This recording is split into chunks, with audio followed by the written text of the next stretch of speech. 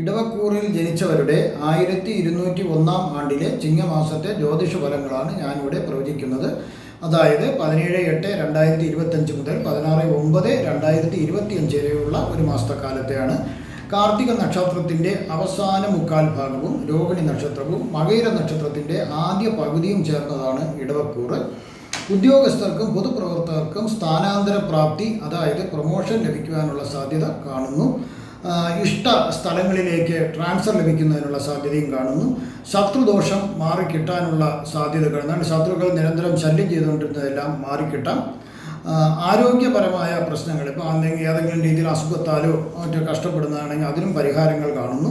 സമ്പത്ത് ലഭിക്കുന്നതിനുള്ള സാധ്യത കാണുന്നു.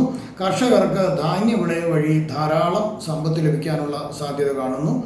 സമൂഹത്തിൽ നിങ്ങൾക്കൊരു മാന്യമായ ഒരു വ്യക്തി എന്ന സമൂഹം അംഗീകരിക്കുന്ന ഒരു വ്യക്തിയായി നിങ്ങൾ മാറാനും ഉള്ള സാധ്യത കാണുന്നു.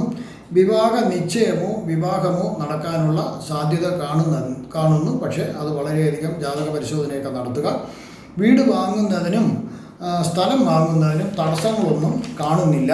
പൊതുവെ ഗുണകരമായ ഫലങ്ങൾ ലഭിക്കുമെങ്കിലും അതിന് ചില ഗ്രഹങ്ങളുടെ തടസ്സങ്ങളുണ്ട്. പുത്രനും പുത്രിക്കും രോഗങ്ങൾ വരുവാനുള്ള സാധ്യതയുണ്ട്. മേലധികാരികളിൽ നിന്ന്, അതായത് സർക്കാർ ഭാഗത്തു നിന്ന് സമൻസോ അങ്ങനെ എന്തെങ്കിലും ഭയപ്പെടുത്തുന്ന നോട്ടീസോ ഒക്കെ വരാനുള്ള സാധ്യത കാണുന്നു, ശ്രദ്ധിക്കുക. പിന്നെ ദുർജനങ്ങളുമായി കൂട്ടുകൂടാണ്ടിരിക്കുക. കൂടിക്കഴിഞ്ഞാൽ നിങ്ങൾക്ക് അവരുമായിട്ട് വഴക്ക് ഉണ്ടാകാനും പിന്നെ അത് വളരെയധികം ബുദ്ധിമുട്ടുകൾ നിങ്ങൾക്ക് ഉണ്ടാകാനുള്ള സാധ്യതയുണ്ട്. അശ്രദ്ധ കാണിച്ചാൽ അപകടങ്ങളുണ്ടാവാം. വിദ്യാർത്ഥികൾക്ക് വിദ്യാ തടസ്സം കാണുന്നതിനുള്ള സാധ്യതയുണ്ട്, ശ്രദ്ധിക്കുക. ദശാസന്ധിയും അപകാര ദശകളും കൂടി പരിശോധിച്ചാലേ കൃത്യമായ ഫലങ്ങൾ പ്രവചിക്കുവാനാകൂ. നല്ല ഗ്രഹങ്ങളുടെ ദശാസന്ധിയും അപകാര ദശയും നടക്കുകയാണെങ്കിൽ തീർച്ചയായിട്ടും നല്ല ഫലങ്ങൾ പ്രതീക്ഷിക്കാം.